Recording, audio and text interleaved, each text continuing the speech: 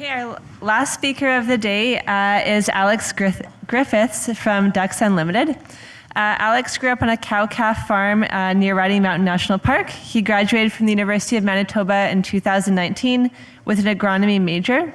And for the last 6 years, Alex has worked as an agrologist for Ducks Unlimited Canada, managing winter wheat and perennial forage research and landowner programming in southwestern Manitoba.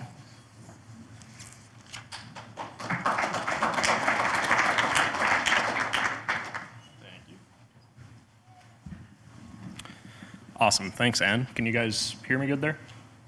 Oh, right on. Yeah, so kind of bookend, sorry. Gotcha. So yeah, kind of bookending the whole thing here, I'm gonna be talking about two different research projects. One that just wrapped up are optimizing nitrogen fertility rates and timings in winter wheat. And then at the end of that, I'll hopefully have 5 minutes to talk about a seeding rate trial that's currently ongoing right now. So to start, the idea for this project actually came from a conversation with John Hurd, where he mentioned that we had recently done, well, recent in quotations, some similar research back in about the year 2000 or around the turn of the millennia.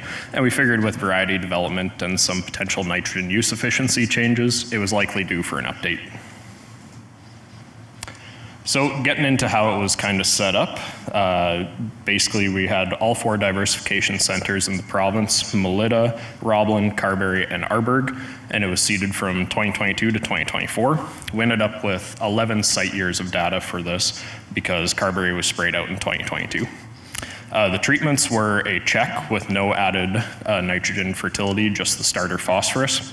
And then we had split 60 kilograms per hectare, where half of the nitrogen was coming down in the fall just before seeding as a 50-50 blend of ESN and urea. And then the other 50% was urea broadcast in the spring with Agritane. And then there was also a split 60, split 90, split 120, split 150, split 180, and then a 100% spring applied treatment where everything came down in the spring. I know it's kilograms per hectare for most of this, but I kind of prefer to look at it in pounds per acre. So the easiest way that I found to figure that out is the split 90 is about 80 pounds per acre. So really easy to look at that way. Oh, and one important thing to note with this, it was actually not adjusted for soil test values. This was just total applied, but the one nice thing about that was at every site in every single year, the residual N was between 23 pounds and 35 pounds or 36 pounds per acre, so that worked out pretty well. And then we did this across 2 different varieties, Wildfire and Vortex. So the reason that we're kind of looking into doing the split application where you're doing some nitrogen in the fall and some in the spring is that I would call this your typical Manitoba spring, where you're either looking at mucking it on or and leaving ruts while you do that, or kind of wondering if it's going to rain before your Agritane wears off. And because of the uncertainty of whether you're going to have a wet or a bone dry spring, the timing of your nitrogen fertility can be crucial because we're kind of just never in that Goldilocks zone. The wheat seed head for winter wheat is produced right around the 5th leaf stage, which usually happens kind of mid-May. So if your applied nitrogen is not in a plant available form by that time, then the plant doesn't really know it's there and it doesn't get put towards yield. You usually end up with a higher protein wheat, but that doesn't really pay for itself in winter wheat. So I usually recommend putting about 50% of your nitrogen on front-loaded in the fall time, because as that last slide just depicted, your spring applications can be really difficult. Getting into the 2 varieties that we used for this, the first one is Wildfire, which is on the left of your screen there from Secan, and it's really identifiable close to harvest with a very bronze-colored head. And then the one on the right of it is Vortex. It's a variety from Alliance Seeds, and I call it a jack-of-all-trades variety. It was originally bred to be an Emerson replacement. Both are very good yielding, as you can see. Wildfire was previously the highest yielding variety in the province until cold front came around. Vortex has a little bit higher protein. They're both rated really good for winter hardiness. And then Wildfire is a little bit of a later maturing variety, as sometimes I've seen spring wheat actually harvested before it, whereas Vortex is a bit more medium or standard maturing. And then the Wildfire is a little bit taller than Vortex as well, as you can kind of see in that picture as well. So what I found really interesting about this is I was looking at how much variety preference in Manitoba had changed just in the last 4 years. So this chart is actually taken from MASC's variety market share reports in 2021 and then again in 2025. And back in 2021, when we seeded the first year of this trial, Emerson, Gateway, and Elevate made up 85% of the total winter wheat acreage in Manitoba, whereas 4 years later, they only make up 14% of the total acreage. At the time, some of the newer varieties that seemed to be on the rise and a good fit for Manitoba were Wildfire and Vortex, and now they're number 1 and 2 for acreage in Manitoba. So I'm pretty happy that things worked out this way, because there's nothing worse than getting lots of relevant research for obsolete varieties. Getting into the actual results, here are the yields starting with 2022. You got yield in bushels per acre on your Y, and then the N treatment on the X. What I like to compare best in these is I highlighted in those red boxes the 120 split and the 120 spring applied, because I think they've got the same amount of fertility, and really the only difference between the two is the timing of that fertility. Looking at Roblin with the orange triangles and Melita with the blue circles, they both showed very good yield responses, with the 100% spring applied being the highest yielding, significantly for both sites. Although for Roblin, the higher split app treatments performed similarly as well. We definitely suspected some nitrogen leaching from the fall applications with the late winter and early spring heavy precipitation in 2022, especially for a sandier or lighter soil location like Melita, where that's even more pronounced. So taking a look at the weather that came in 2022, this is actually a picture from my parents' farm near Clear Lake in the middle of April, when they got just shy of 3 feet of heavy wet snow and a big spring blizzard.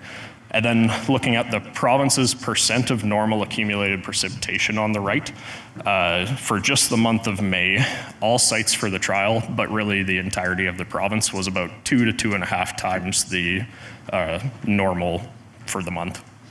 This led to just shy of 900,000 acres actually being unseeded in Manitoba in 2022, which was about 8% of the total annual cropped acres. So considering all of that, it makes a lot of sense to assume that there was probably some N leaching from those fall applied treatments at those sites, but again, this, in the lighter soils as well. And then this is just how it looked from the field. This was Melita in 2022, the same spot about a month apart. And it's very easy to pick out those checks from those higher nitrogen treatments. The second row there that I've got highlighted in red actually has a Vortex 120 100% spring applied on the left beside the Vortex check. So same variety, and just looking at the difference there. The check plot yielded only 38 bushels per acre and was 10% protein, and Vortex 120 there was 102 and 12% protein, just for a reference point of how dramatic those visual differences actually are. Flipping the calendar to 2023, we actually kind of saw a little bit of the opposite response that we did in 2022. So that same graph, yields on the Y, and then your N treatments on the X. It was a much drier spring across the province, and the result was that the fall nitrogen treatments actually performed quite well.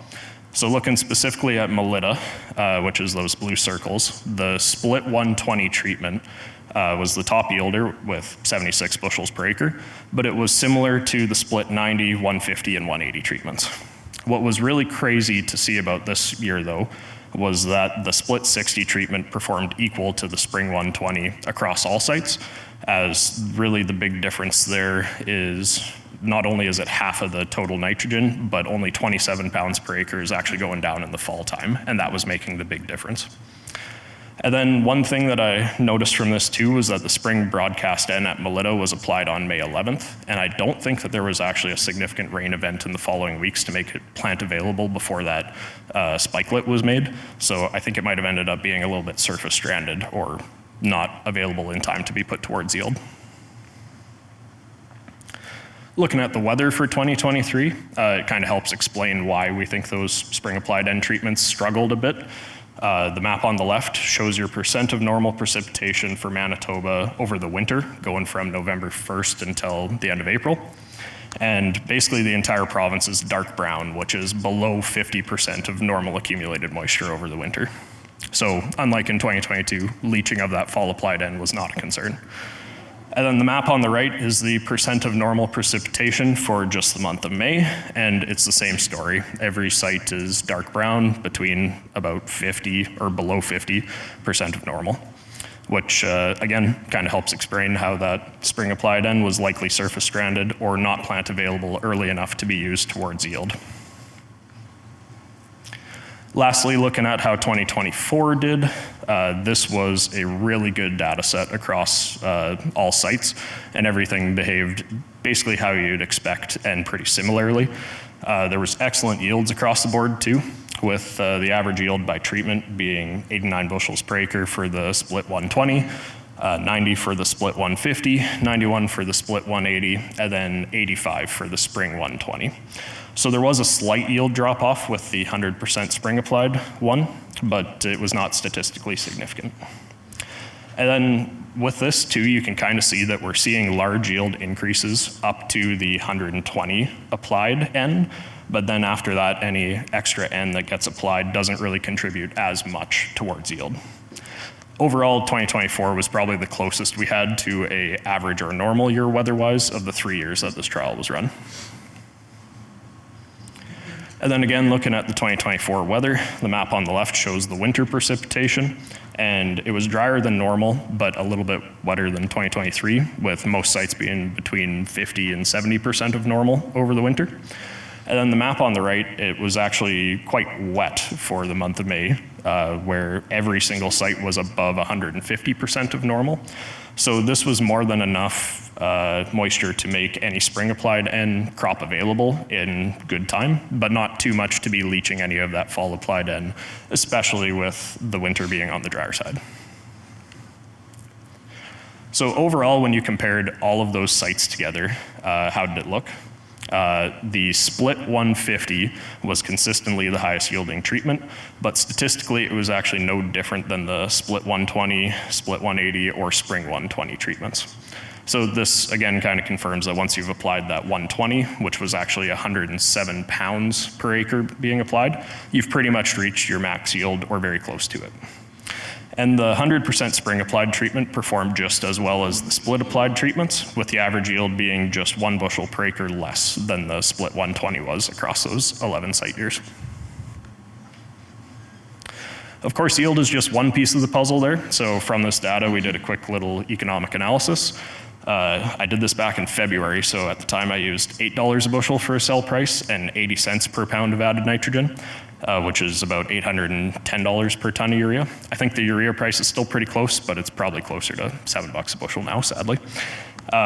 Anyways, when putting this against all the fertility treatments, the split 120 treatment had the highest increase to gross income, followed by the spring 120 and then the split 150 treatments. What I found most interesting from this, though, was that the split 180, which is the actual highest N treatment, was the lowest return on investment other than the check. So at that point in time, the additional nitrogen just really isn't paying for itself. And one thing that I didn't really include in this calculation, but you could mention too, is that sometimes your fall nitrogen is actually a fair bit cheaper than it is in the springtime. So you can guarantee product availability, beat the crop input spring rush, and kind of have it on the ground a little bit sooner that way too. Moving over to protein, this one behaved exactly as how you'd expect. The graph on the left shows your protein percentage on the Y, and then the N treatment across the bottom.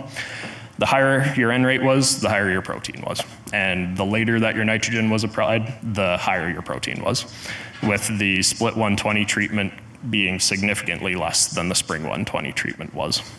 Sadly, for winter wheat, you just need to be above 11% protein. Anything below that you get docked, but you really don't get good premiums if you're above it. And every single treatment was above or in that acceptable range, including the check, which was surprising actually. Switching away from looking at the treatments, how did our two varieties, Wildfire and Vortex, compare in 11 years of a mini McVet trial? Starting with yields, chart on the left shows that Wildfire was about 84 bushels per acre, while Vortex was 81. So Wildfire was about a 3 bushel per acre increase over Vortex, but it wasn't significantly different. And then moving over to protein on the right, Vortex was significantly higher protein, being 12.1% on average, compared to Wildfire at 11.4%.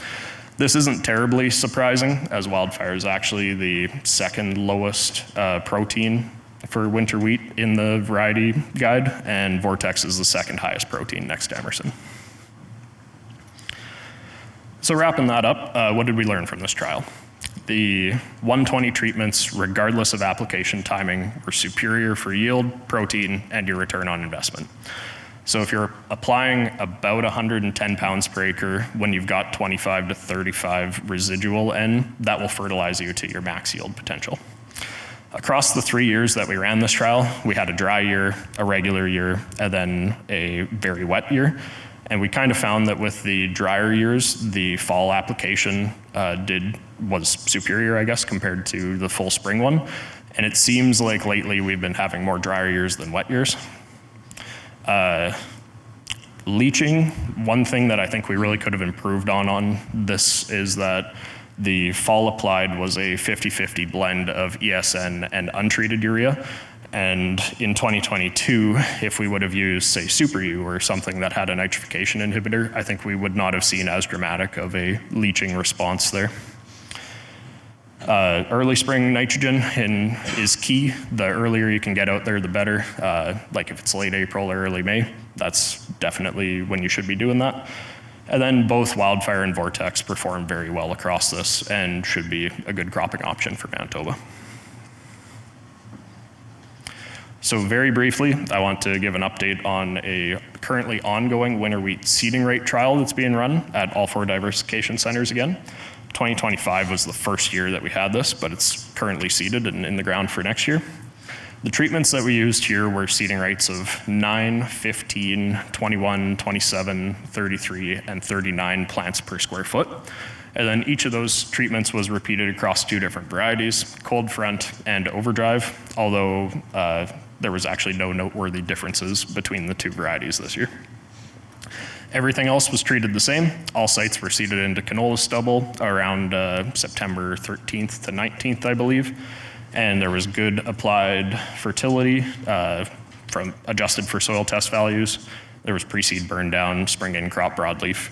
We didn't put a fungicide on this because we were kind of hoping to see or compare FHB levels if the lower seeding rates would have actually ended up with higher fusarium was kind of the hypothesis.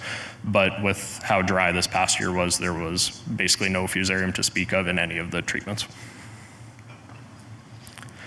So in winter wheat right now, the current recommendations is seeding 1.5 to 2.5 bushels per acre, trying to achieve a plant stand of 20 to 30 plants per square foot. It's extremely important to know your 1,000 kernel weight. As this trial, the TKWs were very close together, but the difference between a 30 TKW and a 36 is about 20 pounds per acre in seeding rate.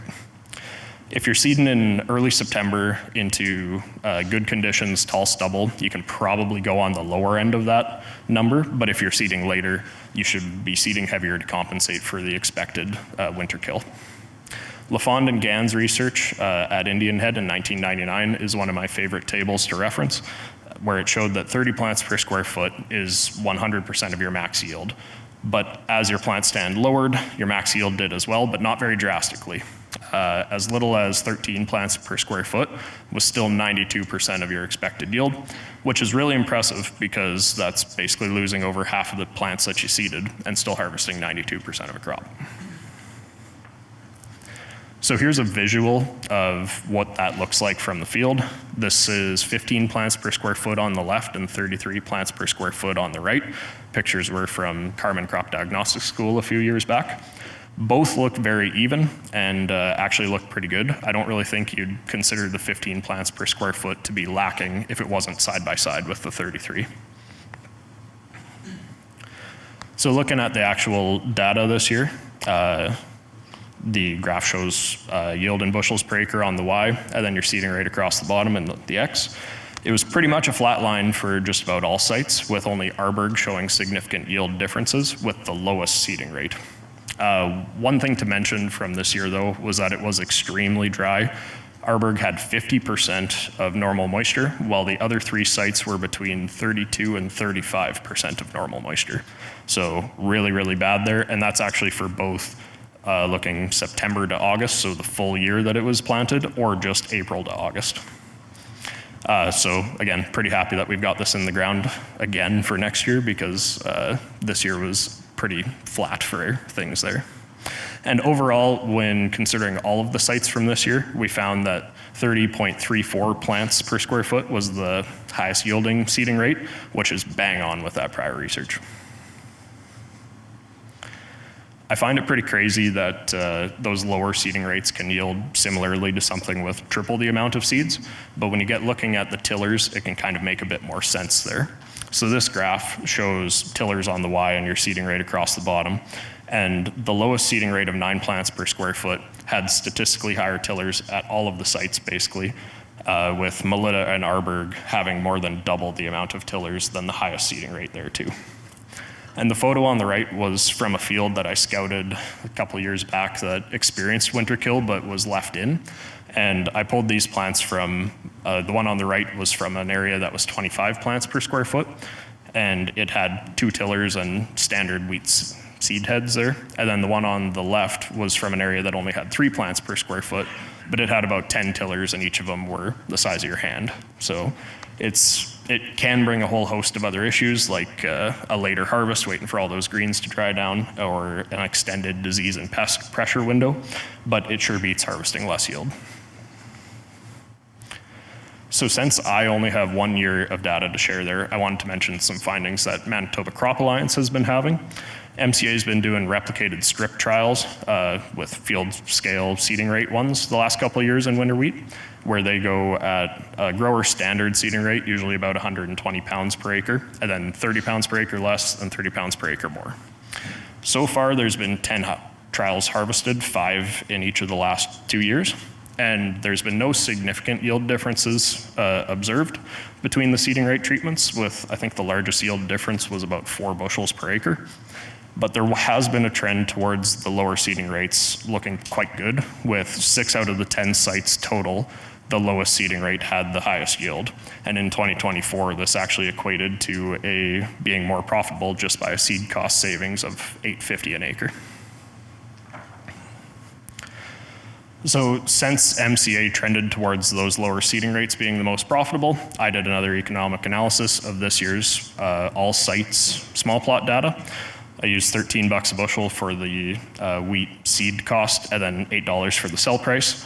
And overall, it showed that the 15 to 21 plants per square foot was your most profitable seeding rate, although it was hardly any different from the 27 to 33, being only about $5.75 an acre different.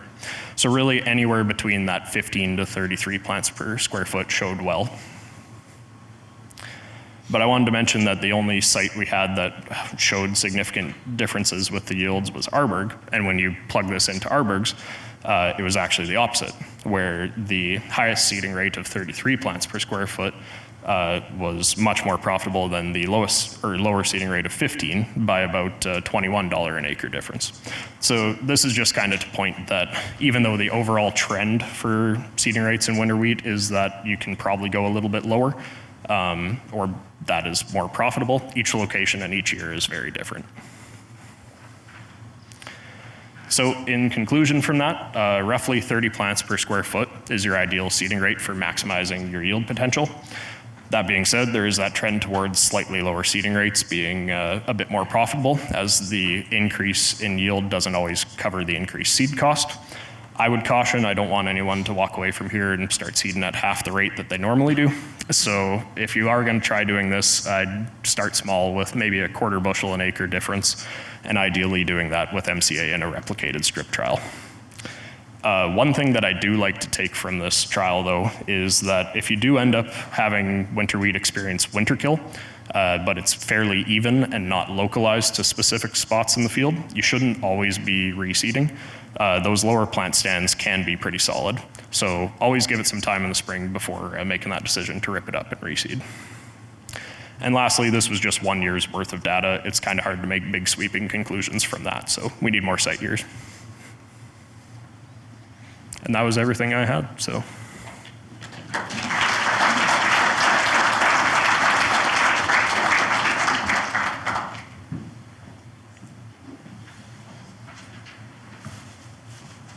Are there any questions? Oh, does someone have a mic? For your winter wheat, Just a second. Hang on. I can hear him. It's good online. Oh. Yeah, we'll start this one over here first. Oh, for the winter wheat in your area, do you have wheat streak mosaic virus as an issue? Not that I've really been seeing. I will say though, I actually scouted a couple of different fields this year that were on spring wheat stubble, and I would obviously caution against that, or you need to be sure to destroy the green bridge before doing anything in that. But I haven't run into it. The last that I have heard of it was in Alberta a couple of years back, but that's all that I can remember.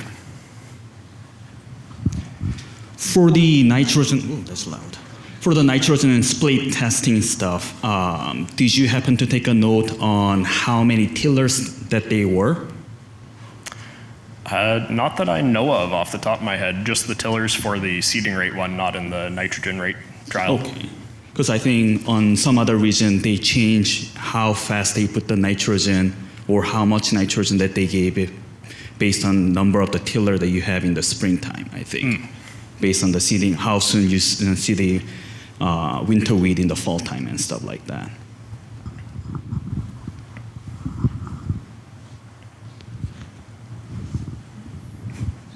Katie? Hey, great presentation, Alex. My question for you is, first a statement. Most of the customers that I'm working with that had been growing winter wheat are moving away from it because the varieties are not out yielding the spring wheat varieties that are on the market currently. However, I find that growers that are still interested in growing a fall crop are growing either hybrid or conventional rye. So what is Ducks Unlimited outlook on doing some more similar research with rye? Great question. I think the biggest thing for rye is that it just needs to have a couple more markets open up for access, because like this past year, there was just shy of 200,000 acres in the province, which was the most ever grown in Manitoba. And I don't know if you followed the elevator price, but you could tell that there was a surplus because it was not worth nearly what it should be. So yeah, I think probably the biggest thing there would be if we could get it to be used a bit more in feed market operations, because that's what a lot of the winter wheat used to be grown for. And if rye could replace that, if you could take care of the dawn and all of those issues that come from it, then yeah, I think that would probably be the best way to up those acres. Bearing in mind that Scott and I are both in the room, which site did you like visiting better? You guys are both the same drive for me, so that's always nice to get a 2.5 hours on the road, but yeah, both are good. okay, we have another one back here.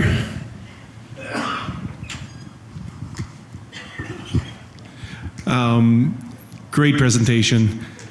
As an employee of Ducks Unlimited, have you noticed additional ducks on your winter wheat fields that are lower densities or higher densities? Not specific to densities, but I have noticed a lot of ducks in winter wheat specifically. It's actually pretty crazy. Like Ducks did a bunch of research back in the day, and they kind of found that winter wheat was like about 24 times more successful than spring wheat for duck production.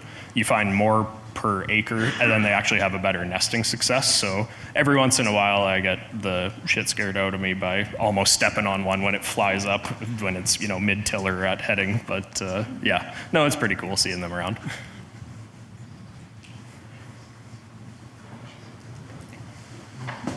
Awesome. Well, thank you.